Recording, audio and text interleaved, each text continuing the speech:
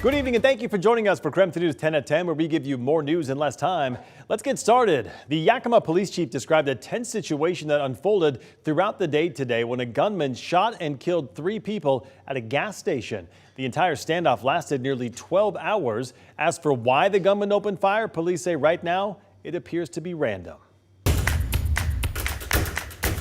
It all started early this morning. At around 3 a.m., a man shot and killed 3 people at a Yakima gas station. Police say this man, 21-year-old Jared Haddock, walked into the Circle K convenience store and opened fire. He then walked outside, shot several rounds at his own car to get inside after locking himself out. He then took off. Police later responded to a home where they thought the suspect was and surrounded it.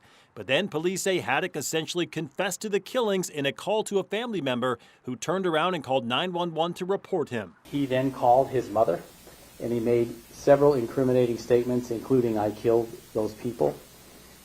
He made several statements in front of her that he was then going to kill himself. Finally, nearly 12 hours later, a witness called 911 to report seeing the gunman walking near a Target. Police then say they heard what sounded like gunfire. They found Haddock dead from what appears to be a self-inflicted gunshot wound. One of the biggest takeaways from Yakima police today, the shooting appears to be random. Literally as he was opening the door, he started shooting these people.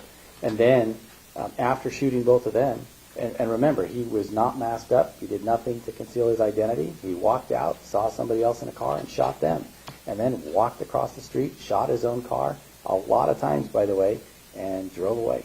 So from the video and the witness statements, it looks very much random. We still don't know the motive behind the shooting. Police say we likely won't for a long time. The chief also mentioned that a handgun and what he described as a large amount of ammunition were recovered near the deceased suspect today. At this hour, police have not identified any of the 3 victims. And today's shooting in Yakima comes as the rest of the nation is grappling with gun violence. In Half Moon Bay, California, 7 people were killed when authorities say a suspect targeted his co-workers. This year, there have been a total of 40 mass shootings, killing at least 70 people in the U.S., the highest number of shootings at this point in any year on record. And it's just January 24th. Spokane County has decided to drop its lawsuit against the Washington Department of Transportation regarding the homeless camp near I-90 known as Camp Hope. Spokane County says it's an effort to extend an olive branch to WashDOT so they can work together to close the camp. The lawsuit was filed back in November to declare the camp a chronic nuisance property.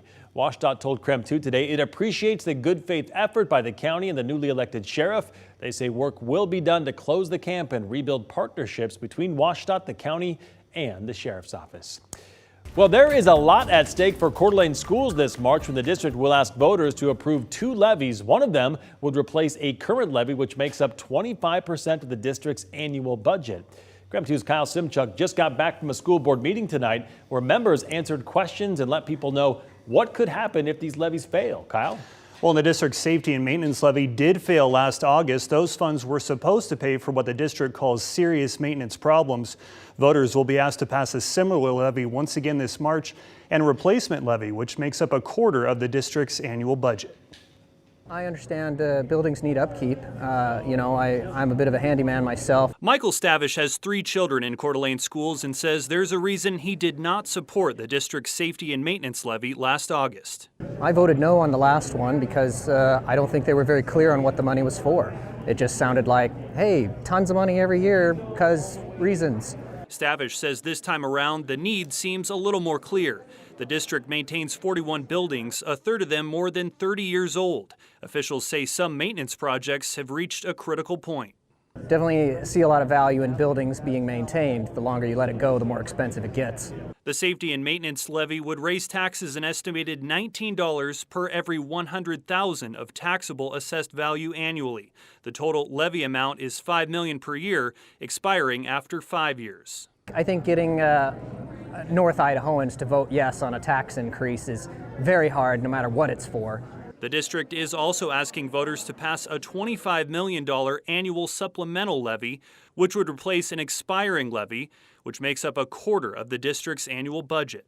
If our supplemental levy does not pass the list of things that we would need to cut, it's 25% of our budget. That's 1 in every 4 employees That means that things that we have believed in for a long time in this community, things like sports, things like arts, things like some of our safety officers, nurses. The current levy, which expires this June, costs property owners about $76 for every $100,000 of assessed value.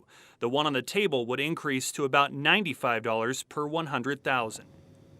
And the supplemental levy needs over 50% approval to pass, while the safety and maintenance levy needs 55%. Voters will decide March 14th. Mark. Kyle, thank you very much. All right, let's talk weather. Another chilly day across the region. We didn't even break the freezing mark today here in Spokane. Let's get straight to meteorologist Jeremy Legoo. And Jeremy, are we going to warm up at all this week? Yeah.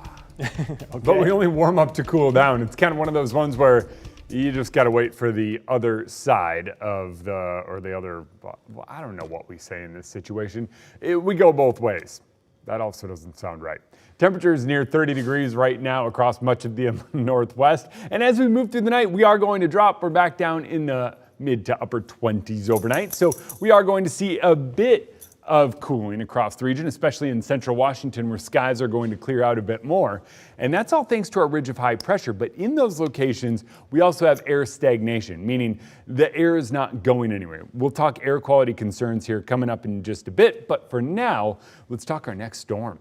Wednesday looks a lot like today, maybe a little more sun and a bit warmer. We're going to be in the upper 30s by the afternoon. We'll see snow return Friday. And as that snow moves in, we're talking a big time drop in temps. So for now, it is going to warm up in the days to come, but we've got the other shoe dropping as we get into the weekend. Oh, there we go. The other shoe dropping. I like that one, Jeremy. Thank you very much. All right, happening tomorrow morning, the city of Lewiston is drawing the reservoir that is causing nearly a week-long boil order to remain in place. This after the reservoir failed and flooded the area last week. Now the city will drain it using a stormwater drainage system, and because of this, you could see higher water in the area as it drains throughout the day. People may also notice discoloration in their tap water, but the city says it's not a cause for concern. And now to our night beat with a quick look at today's top stories. A former Spokane doctor has been sentenced to 8 years in federal prison for hiring a hitman on the dark web to kidnap his estranged wife and assault a former colleague. 56-year-old Ronald Ilg pleaded guilty to 2 counts of threats in interstate commerce in August of last year. According to court documents, he had been a licensed physician in Washington since 2003. Ilg sent dozens of messages back in early 2021 through the dark web as part of a plot to injure a former colleague and have his estranged wife kidnapped. These women, the incredible victims that stood up to Dr. Ilg and who held him accountable, I'm grateful that they were able to have their voices heard. Ilg sent more than $60,000 in Bitcoin to carry out these crimes. Well, the Spokane man accused of killing another man for practice before murdering his ex-wife appeared in court for opening arguments this morning. Nathan Beal is already sentenced to more than 31 years in prison for killing his ex-wife, Mary Schaefer. Through that testing, it concluded that the gun that was found in the defendant's apartment was in fact the firearm that was used to kill Andrew Bull. What they did not find was a relationship between Mr. Beal and Mr. Bull. They did not find a credible witness that saw Mr. Beal that night. The trial will resume tomorrow morning. Meanwhile, the trial began today for the man accused of ambushing a Washington State trooper in Walla Walla. Trooper Dean Atkinson was parked in his patrol car on September 22nd when prosecutors say the suspect, Brandon O'Neill, walked up and shot him through the window. The trooper managed to drive himself to the nearest hospital. He survived and is now out of the hospital. O'Neill now faces charges of attempted murder, assault, and bomb threats. And that was your Night Beat. To learn more about any of these stories, just text us the word night to 509-448-2000 and we'll send them directly to your phone.